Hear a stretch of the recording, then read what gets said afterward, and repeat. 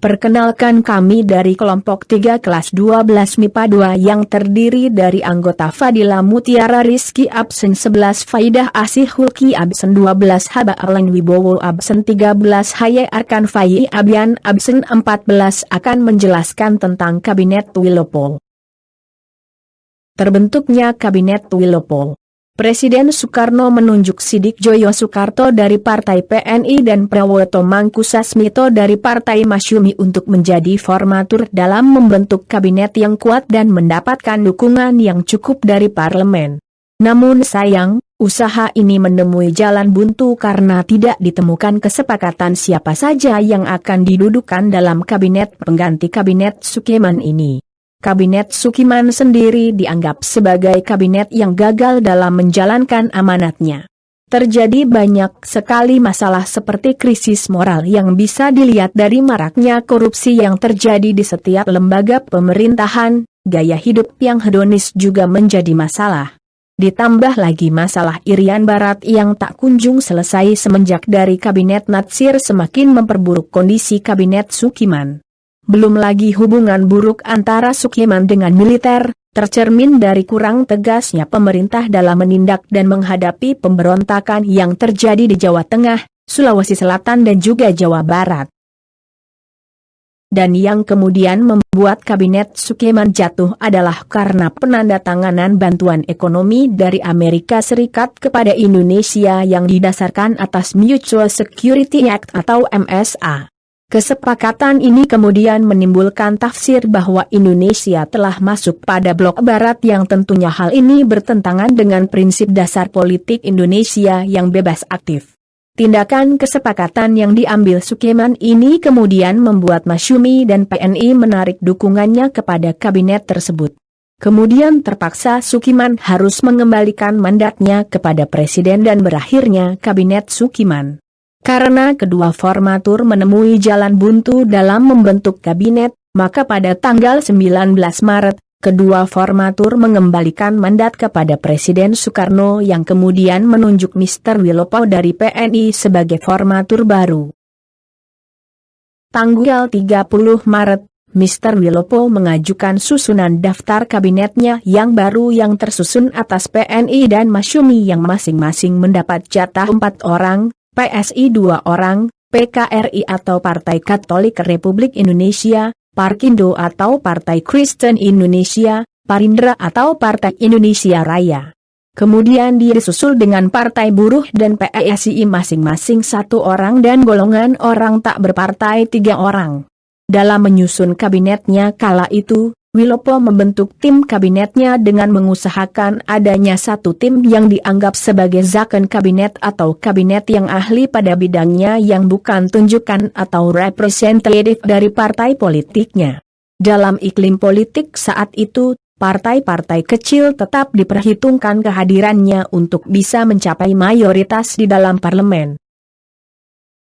Susunan kabinetnya yaitu Mr. Wilopo dari Partai PNI sebagai Perdana Menteri dan Prawoto Mangkusasmito dari Partai Masyumi sebagai Wakil Perdana Menteri yang dibantu oleh 17 menteri lainnya. Program Kabinet Wilopo terdiri dari beberapa organisasi berikut ini. 1. Organisasi negara yang mempunyai tugas melaksanakan pemilu untuk konstituante dan dewan-dewan daerah. Menyelesaikan penyelenggaraan dan mengisi otonomi daerah. Menyederhanakan organisasi pemerintah pusat. 2. Kemakmuran yang mempunyai tugas memajukan tingkat penghidupan rakyat dengan mempertinggi produksi nasional, terutama bahan makanan rakyat. Melanjutkan usaha perubahan agraria. Usaha memperbaiki bidang pendidikan. 3.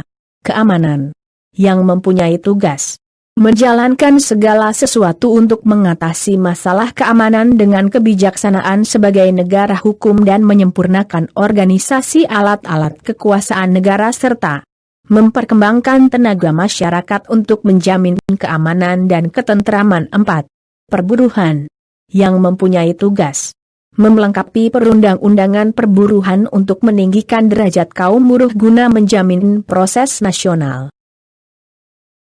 5. Pendidikan dan pengajaran yang mempunyai tugas mempercepat usaha-usaha perbaikan untuk pembaharuan pendidikan dan pengajaran. 6. Luar negeri yang mempunyai tugas mengisi politik luar negeri yang bebas dengan aktivitas yang sesuai dengan kewajiban kita dalam kekeluargaan bangsa-bangsa dan dengan kepentingan nasional menuju perdamaian dunia. Menyelesaikan penyelenggaraan hubungan Indonesia dengan Nederland atau Belanda atas dasar Unie Statut menjadi hubungan berdasarkan perjanjian internasional biasa yang menghilangkan hasil-hasil KMB yang merugikan rakyat dan negara. Meneruskan perjuangan menggabungkan Irian Barat dalam wilayah kekuasaan Indonesia secepatnya. Pengembalian mandat Kabinet. Kabinet Wilopo mengalami beberapa kesulitan, salah satunya adalah peristiwa Tanjung Morawa, yang terjadi karena pemerintah sesuai dengan persetujuan KMB mengizinkan pihak asing untuk mengusahakan tanah-tanah perkebunan. Pemerintah Kabinet Wilopo, diwakili Menteri Dalam Negeri Muhammad Rum, memerintahkan Gubernur Sumatera Timur, A. Hakim untuk melakukan pengosongan lahan. Sedianya para petani dan keturunan Tionghoa setempat bersedia untuk meninggalkan lahan. Akan tetapi, para provokator Barisan Tani Indonesia atau BTI organisasi massa tani dari PKI melayangkan hasutan, sehingga para buruh tani itu urung menuruti imbauan pemerintah. 16 Maret 1953, eksekusi pengosongan paksa pun dilakukan dengan beberapa unit traktor serta perlindungan dari Brigade Mobil atau Brimob Polisi. Para buruh tani melakukan perlawanan hingga terjadi bentrok.